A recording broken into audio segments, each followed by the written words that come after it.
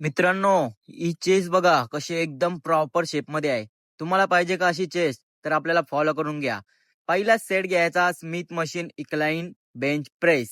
या जे सेट करायचे आहेत आपल्याला 3 रिपिटेशन ठेवायचे आहे 10 ते 12 आणि एकदम कंट्रोल फॉर्म पॉवरफुल मारायचा. दुसरा सेट घ्यायचा फ्लॅट बेंच प्रेस आणि एकदम कंट्रोल फॉर्म वरती थोडा होल्ड करायचा, खाली थोडा होल्ड करायचा आणि एकदम प्रेशर एकदम प्रॉपर आला पाहिजे. मसलवर असा विकनेस जाणवला पाहिजे तरच फायदा आहे. या जे सेट पण करायचे आपल्याला 3 रेपिटेशन ठेवायचे आहेत 8 ते 10. पुढचा सेट घ्यायचा डिक्लाइन बेंच प्रेस. इथे पण सेमच 3 सेट करायचे 12-15 रेपिटेशन ठेवायचा. चेस्ट एकदम फील झाली पाहिजे हे फक्त शब्द लक्षात ठेवा. पुढचा सेट घ्यायचा पेकडेट फ्लाय.